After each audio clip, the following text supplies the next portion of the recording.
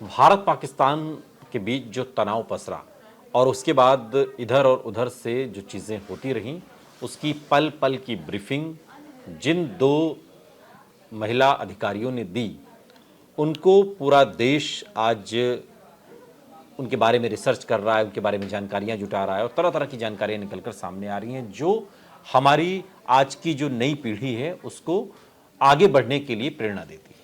लेकिन इस बीच कई ऐसे बयानात सामने आए सियासतदानों के जिन्होंने सिर को शर्म से झुकाने का भी काम किया। मध्य प्रदेश के मंत्री विजय शाह के बाद समाजवादी पार्टी के सीनियर लीडर रामगोपाल यादव का जाति बताना, जाति सूचक टिप्पणी करना विमका सिंह पर, और उसके बाद अब एक और स्टेटमेंट सामने आया है जो डिप्टी सीएम है मध्य प्रदेश के जगदीश देवड़ा, वो ये कह रहे हैं कि न सिर्फ सेना, पूरा देश, सब प्रधानमंत्री नरेंद्र मोदी के चरणों में नतमस्तक है। कभी कभी होता क्या है कि बोलते बोलते हम ये समझ नहीं पाते कि किन शब्दों का चयन करें, और कभी कभी इतना ज़्यादा बोल जाते हैं कि उसको फिर शब्दों को वापस लेना मुश्किल होता है।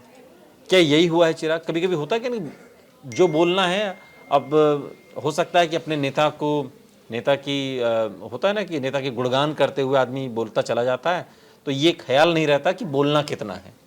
पूरे देश को पूरी चरणों में नतमस्तक कर दी, सेना को भी चरणों में नतमस्तक, सबको चरणों में नतमस्तक कर दिया।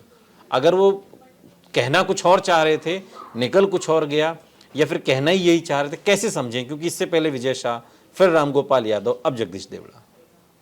पहले विजय शाह की बात कर लेते हैं। इस मामले में हाई कोर्ट ने कहा था एफआईआर दर्ज होनी चाहिए। मतलब आप सोचिए, स्टेट गवर्नमेंट के खिलाफ हाई कोर्ट चला गया और हाई कोर्ट ने ये कहा कि भाई आपने मुकदमा क्यों नहीं दर्ज किया इसमें। विजय शाह जिस तरह की बयानबाजी कर रहे हैं, और आप सोचिए उस पर मुकदमा दर्ज हुआ। उसके बाद जब मुकदमा दर्ज हुआ तो फिर हाई कोर्ट ने डांटा सरकार को कि आपने क्या मुकदमा दर्ज किया, पुलिस को, कि ये कोई मुकदमा दर्ज करने का तरीका है। उसके बाद अब धाराएं उसमें परिवर्तित की गई है। वो सुप्रीम कोर्ट भी गए थे। हाँ, सुप्रीम कोर्ट भी गए इस बीच, वहां से भी रिलीफ नहीं मिला। उन्होंने कहा आप हाई कोर्ट जाइए। सुप्रीम कोर्ट ने तो ये तक कह दिया कि आपको भाषा, इस तरह की भाषा का इस्तेमाल करना ठीक है, आप क्या लगता है आपको?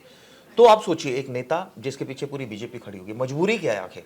कौन है विजय शाह जो इतने ज्यादा कद्दावर नेता है? ये पहली बार नहीं। हालांकि विजय शाह ने माफी मांगी है और मुख्यमंत्री मोहन यादव का भी स्टेटमेंट में सुन रहा था, वो भी ये कह रहे थे कि आप छोड़ो माफी मांग ली, मतलब कि अब हो गया, अब जो होना था।